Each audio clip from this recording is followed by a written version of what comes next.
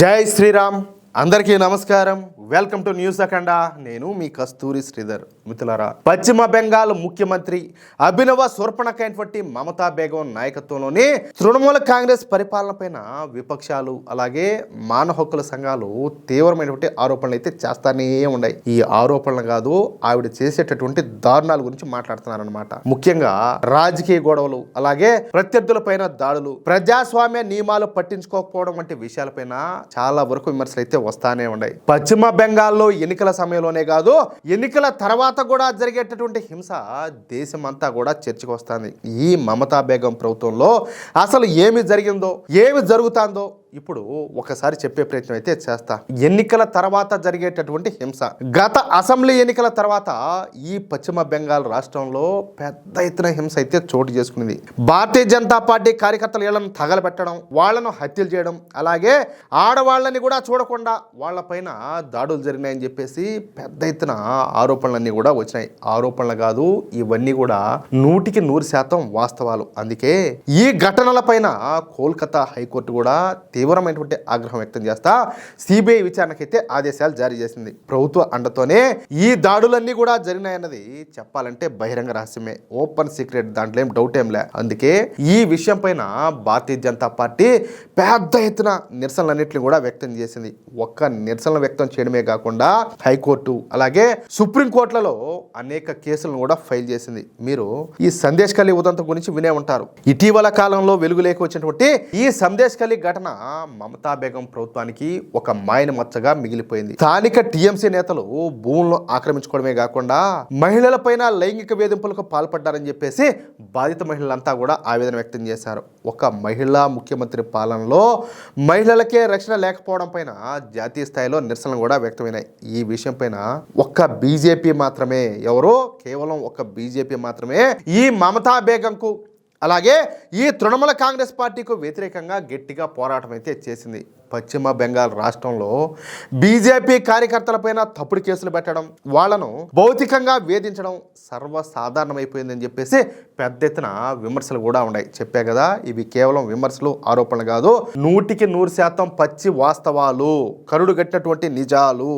సరే, ప్రధాని నరేంద్ర మోడీ గారి వంటి అగ్రనేతలు పశ్చిమ బెంగాల్ రాష్ట్రంలో పర్యటించినప్పుడు కూడా ఈ టీఎంసీ కార్యకర్తలు అడ్డంకులు సృష్టించడం అలాగే ఘర్షణలకు దిగడం వంటి ఘటనలు ఎన్నో చోటు చేసుకున్నాయి. మీరు గతంలో సోషల్ మీడియాలో కూడా చూసుంటారు. ఎంతోమంది భారతీయ జనతా పార్టీ ప్రధానమైనటువంటి నాయకులపైన అలాగే మంత్రులపైన కూడా ఈ టీఎంసీ గుండాలు దాడులు చేశారు. ఇలాంటి ఘటనలు ఒకటి కాదు, చాలానే ఉన్నాయి. అధికారాన్ని నిలబెట్టుకోవడానికి ఈ మమతా బేగం సంతుష్టీకరణ రాజకీయాలు చేస్తున్నారని, దీనివల్ల రాష్ట్రంలో జనాభా సమతుల్యత దెబ్బతింటారని చెప్పేసి విమర్శకులు సైతం పేర్కొంటున్నారు. ఇక్కడ ఇంకొక విషయం ఏంటంటే, ఈ బంగ్లాదేశ్ అలాగే మయన్మార్కు చెందినటువంటి చొరబాటుదారులను ప్రోత్సహిస్తూ స్థానిక బెంగాలీల ప్రయోజనాలను దెబ్బతీస్తారని చెప్పేసి బెంగాల్ ప్రజలే ఆవేదన అయితే వ్యక్తం చేస్తారు. అంటే ఈవిడి గారికి పశ్చిమ బెంగాల్ ప్రజల కంటే ఈ బంగ్లాదేశ్ వాళ్ళు, మయన్మార్ వాళ్ళే, ఈ ముల్లాగాళ్లే ఎక్కువైపోయినారు. ఇకపోతే మాటి మానుష్ అంటే అమ్మ, భూమి, ప్రజలు అనేటటువంటి నినాదంతో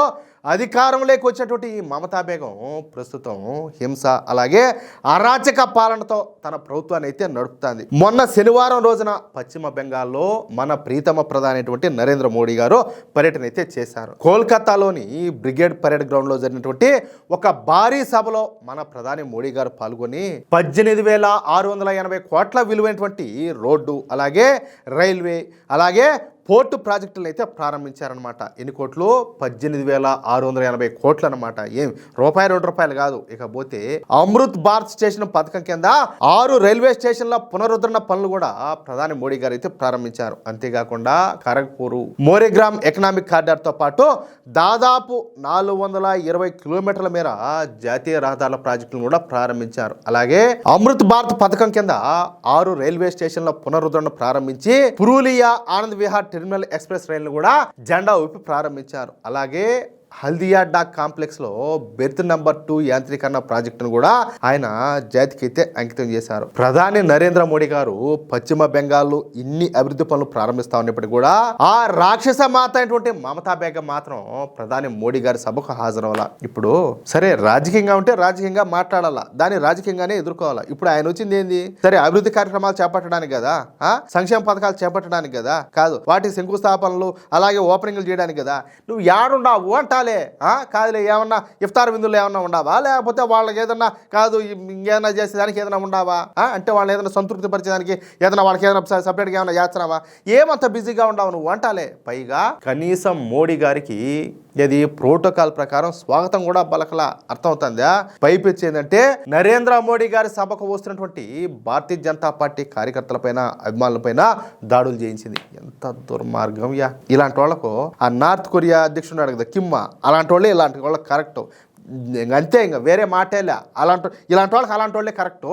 సరే, కోల్కతాలో ప్రధాని నరేంద్ర మోడీ గారి భారీ బహిరంగ సభకు కొద్దిసేపటి ముందు తృణమూల్ కాంగ్రెస్ అలాగే భారతీయ జనతా పార్టీ కార్యకర్తల మధ్యన తీవ్ర స్థాయిలో ఘర్షణలు అయితే చోటు చేసుకున్నాయి. పశ్చిమ బెంగాల్ రాజధాని అయినటువంటి కోల్కతాలోని గిరీష్ పార్క్ ప్రాంతంలో మొన్న శనివారం మధ్యాహ్నం చెప్పాలంటే పరిస్థితి అంతా కూడా రణరంగంగా మారిపోయింది. బ్రిగేడ్ పెరడ్ గ్రౌండ్ లో ప్రధాని మోడీ గారు ప్రసంగించడానికి కేవలం అరగంట ముందు ఈ ఉద్రిక్త పరిస్థితులు కూడా చోటు చేసుకున్నాయి. ప్రధాని మోడీ గారి సభకు బస్సులో తరలి వెళ్తున్నటువంటి బీజేపీ కార్యకర్తలపైన టీఎంసీ మద్దతుదారులు అకస్మాత్తుగా రాళ్లేశారు. ఈ రాళ్లేసే జాతి ఎవరిదా?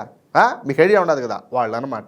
వాళ్ళు రాళ్ళు వేశారు. బారానగర్ నుంచి వస్తున్నటువంటి బస్సులను ఆపి విధ్వంసం సృష్టించారు. ప్రజలు నరేంద్ర మోడీ గారి సభకు రాకుండా ఉండేందుకు రోడ్ల మీద టైర్లను పెట్టి తగలేశారు. జెండాలను అలాగే హోర్డింగ్లను చించేసి వాటిని కూడా తగలబెట్టారు. ఇదంతా కూడా టీఎంసీ మంత్రి అయినటువంటి శశి పంజా ఆధ్వర్యంలోనే జరిగింది. వెంటనే మన బీజేపీ కార్యకర్తలు కూడా ప్రతిదాడికైతే దిగడంతో ఇరు వర్గాలు కూడా ఒకరిపైన ఒకరు రాళ్లు రూకుంటా రాజకీయ నినాదాలతో ఆ ప్రాంతం అంతా కూడా దద్దరిల్లిపోయింది. చెప్పాలంటే గందరగోళంగా మారిపోయింది. ఇక ఈసారి మాత్రం మన భారతీయ జనతా పార్టీ కార్యకర్తలు చెప్పాలంటే విజృంభించారు. అక్కడ వారి చేతుల్లో ఉన్నటువంటి ఆ జెండా కర్రలు తీసుకొని, సపోజ్ చేతుల్లో జెండా ఉంటుంది, ఆ జెండా కింద కర్ర ఉంటుంది కదా, ఆ కర్రలు తీసుకొని తృణమూల కాంగ్రెస్ పార్టీ గుండాలను కుక్కలను కొట్టేట్టు పిచ్చి కొట్లు కొట్టారు. వాళ్ళందరినీ కూడా పరిగెత్తించి మరి ఉతికి ఆరేశారు. ఇక రాళ్లు విసురుతున్నటువంటి తృణమూల కాంగ్రెస్ గుండాలపైన అవే రాళ్లతో మన బీజేపీ కార్యకర్తలు కూడా దాడులు చేశారు. ఎక్కడా కూడా వెనక తగ్గల.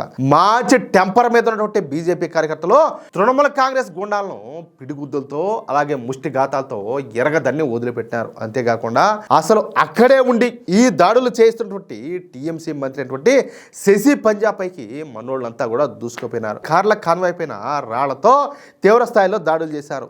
జెండా కర్రలతో ఉన్నటువంటి టీఎంసీ నాయకులను అలాగే కార్యకర్తలను ఎరగదన్ని వదిలిపెట్టారు.